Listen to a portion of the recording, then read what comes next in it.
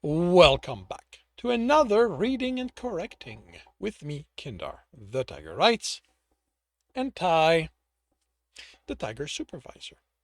These are where I read a chapter from one of my stories and correct it as I go.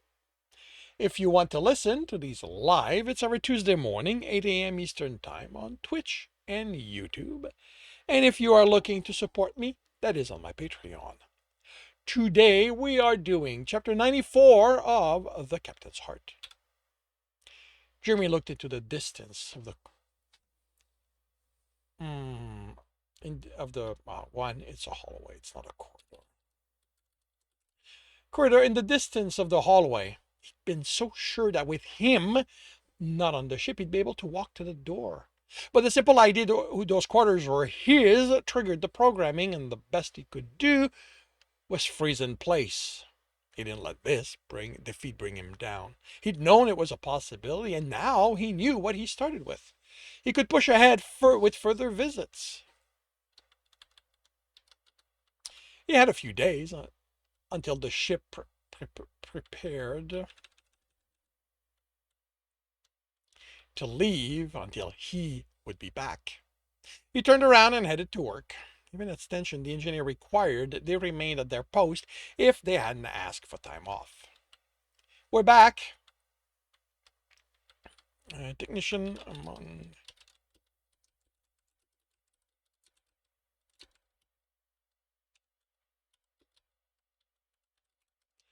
a technician among those who had taken the first lunch called. You six can go eat.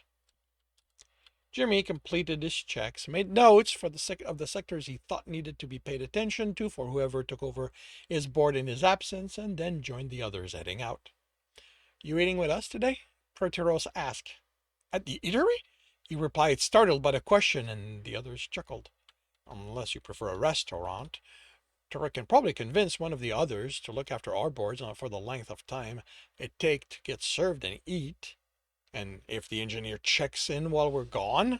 He's groundside, Parateros replied. And you think that's going to stop him? It's okay, Jeremy said, knowing the argument was playful, but still having trouble standing it, and having even more trouble with the idea of a room full of busy people with them. He'd found the least traveled halls. Where am I? He'd found the least traveled halls to get to engineering because he could only handle small groups. The larger the groups, the easier it was for one of his agents to hide among them. The programming insisted, and he'd yet to find a way around it. I prepared my food before the shift. I don't want it to go to waste. Then we'll see you in a bit, Proteros said before he and the others took the intersection toward the eatery, and Jeremy forced himself to walk, not flee, to his quarters. He just put the plate with his steak drenched in a peppery sauce with the side of roasted vegetables covered with butter by his cup of coffee when the door buzzed. He felt the panic. Whoever this was, they wouldn't have announced themselves if they planned on invading his safe space. He activated the intercom. Yes? Jeremy, it's Turek. I'm with the others. Can we come in? He almost unlocked the door. What others? What his friends warning him he was being cursed? He forced the panic down. Who's with you? Me, Proteros said, and then the other technicians announced themselves. Invasion. The programming screamed. He sent them to capture him. To use him to... Why do you want to come in? I know you aren't yet comfortable around a lot of people, so we thought we'd come eat with you. Lies. I don't have food for the 5 of you. Thorek chuckled. We grab meals to go. You don't have to worry about feeding us. Lies, the programming said. They can't do that. The food is only served there. As far as he knew, he'd never ask, and he'd never paid attention if anyone there left with a box of food. And they were his friends and co-workers.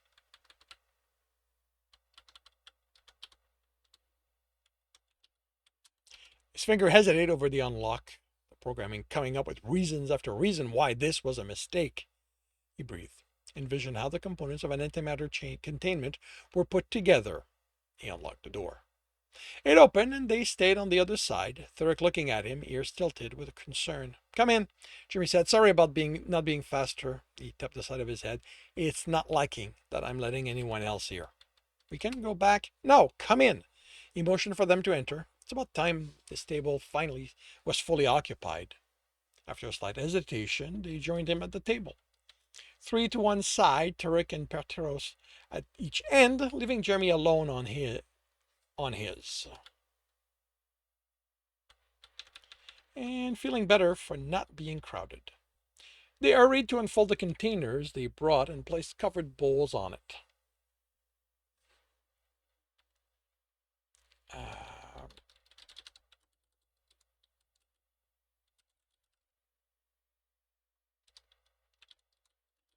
On the placemat they became a mix of meats and sauces. What's that? Technician Laurel Fremere as Sir Dien asked, motioning to Jeremy as he was cutting a piece of his steak. It's a steak.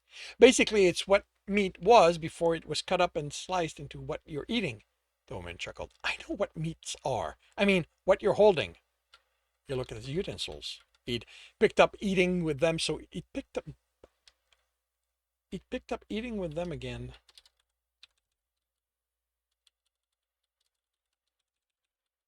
So easily he'd forgotten that with their claws as eating instruments, they wouldn't know about them. That's a fork, this is a knife. That doesn't look useful in a fight. Technician Gralgiran Selnirag pointed out, Turk was mouthing a word, which Jeremy realized was fork, then realized he hadn't thought about them not having an equivalent in their language, or that they'd know what a knife was. I didn't think you used knives with your claws. This isn't for combat, it's to cut my food without claws. We need help. And why not prepare your food like we do? Berteros asked, cutting off the other technician's reply. He shrugged. Culture, I guess. Even when I printed my meals, it was like this. I cook differently depending on how thick it is. It cooked differently depending on how thick it is. Affects the taste somewhat. Why pour the sauce over it? Technician Erkrim Torim Frisgariak asked. He shrugged again. We have dishes where we dunk food in a sauce like you do, but many of them have the sauce over them. Cultural again, I'd say. Can I taste it? Turk asked. Cube of meat on the claw. Sure. He ran it over, then popped it in his mouth. Tastes like Rushrak. That's the spice I used. It's as close as I can get to pepper. Not as hot, but I didn't feel like going all burn on with this. They said to talk. They said to eat. Talking about work, their families, exchanging stories. Jeremy mostly listened to those. His attempt at joining in were cut short by the programming warning him they were trying to learn his secrets, how to hurt him. When he was done, they were about 3/4 of the way through their food. He went for dessert, returning with a slice of what, once he perfected it, would be pie. For the moment, it was still mostly sweet fruit soup between two crusts, which turned into crust drenched in the fruity liquid once he ladled it on top. Ice cream had to be next thing he tried to work out. He was stared at when he sat back at the table with it. This is a spoon, he said preemptively. And that? Technician Karim Selnirag pointed to his plate. Well, not perfected yet.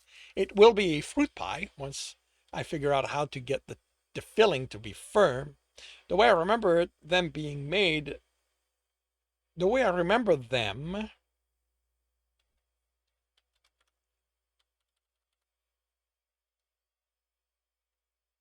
being made, okay. Sugar was a part of it, but that isn't something you guys have. Duramin is the closest I found. It's sweet, a lot like honey, but it's liquid.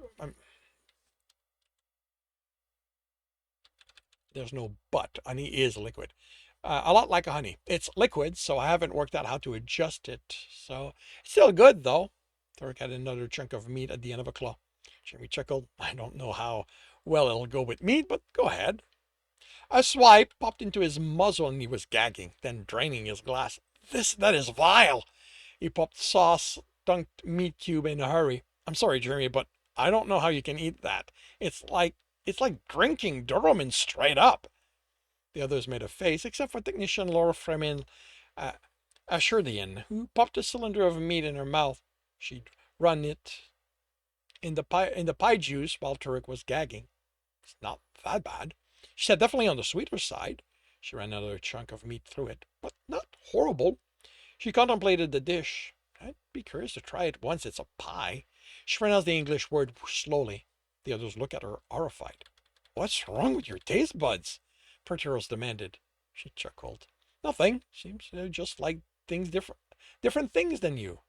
That isn't different, Turek said, his tongue out like the taste could float away. That's not right. Alien.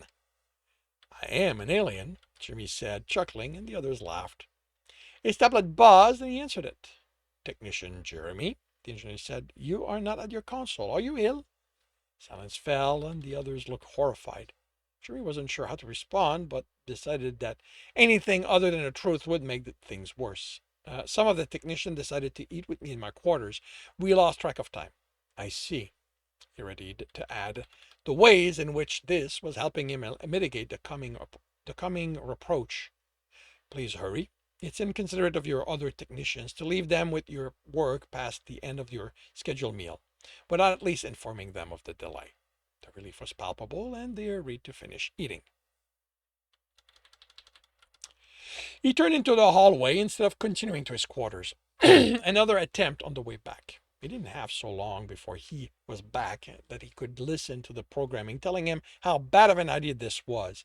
He needed to attempt this each chance he got. He didn't make it much further again. The quarters would be empty. It was safe to approach. What if he was wrong? The programming whispered. What if this was all a ploy to get him to the door so he could snatch him? The programming was wrong, but he couldn't overcome it. He turned just as sound rose from the closest intersection, the roar of a battle that made it the leisure alley. The one where his weight machine was, the one he'd been meaning to inspect. It will be filled with them, the programming warned. Except they were at station. Whoever was watching the battle was probably doing so alone or with a few friends at most, and they wouldn't notice him. The small theater rooms and the alleys were blocked off from the rest of to keep the illumination from interfering. He pushed past the fear and entered it. The room with his machine was unoccupied. He didn't have his tools, which meant he couldn't open it up to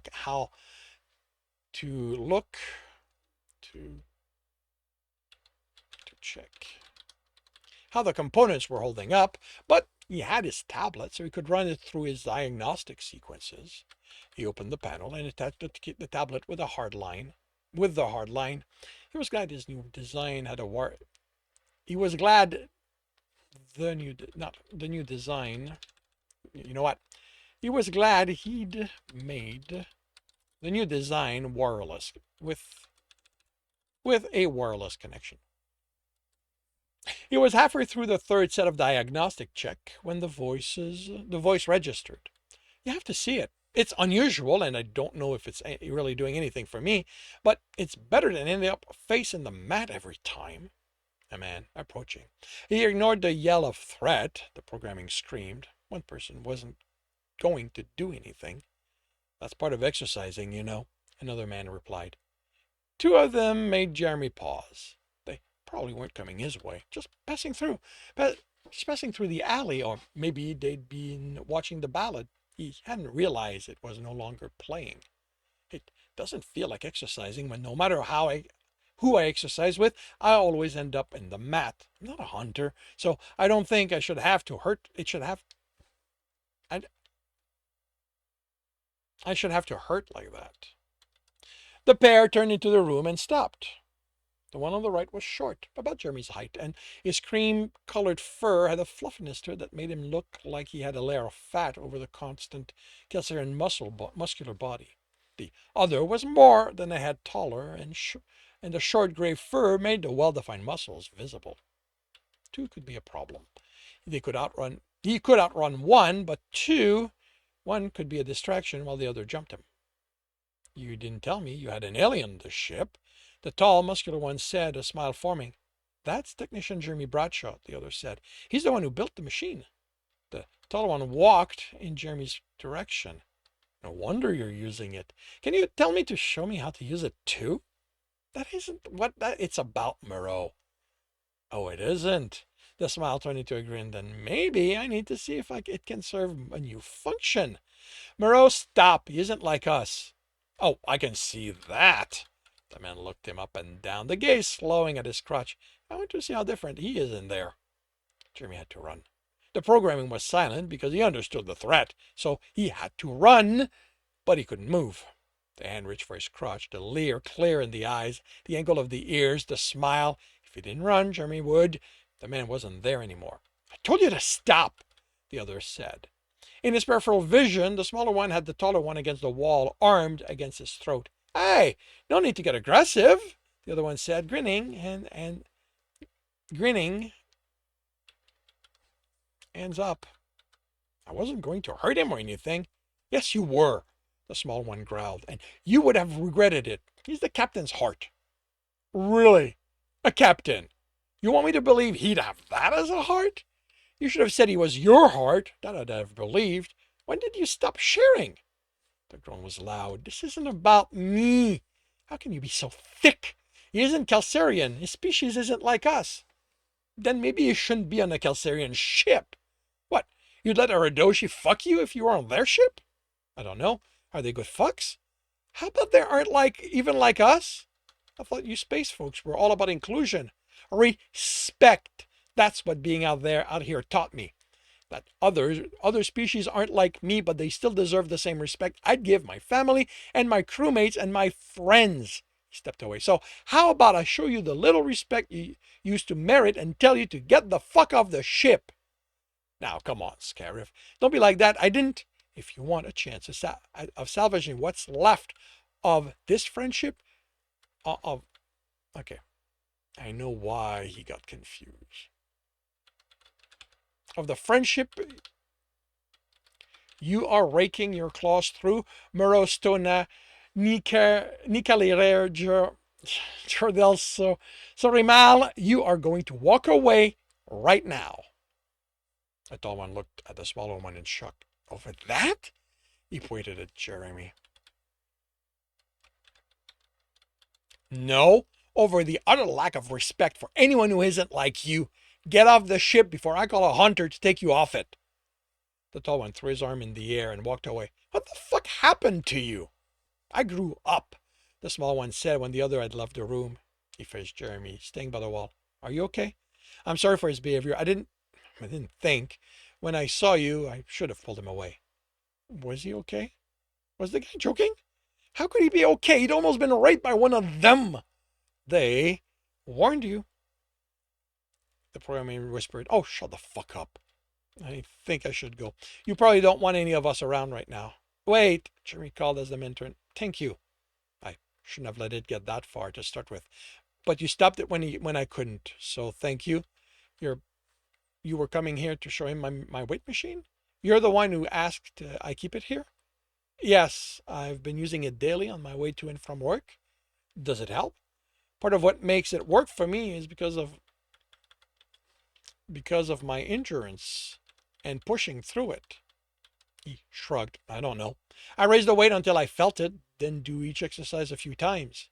Jeremy looked at his tablet. Do you mind if I access your report? Seeing what you've been doing, I might be able to help you get more out of the exercises.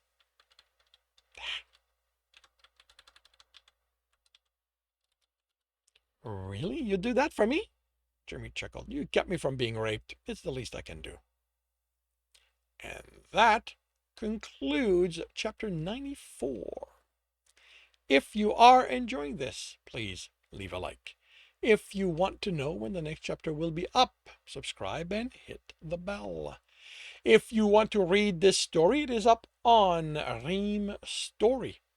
And if you are looking to listen to these live, it's every Tuesday morning, 8 a.m. Eastern Time on Twitch and YouTube. Links are in the notes, and with that, I shall wish you a good day.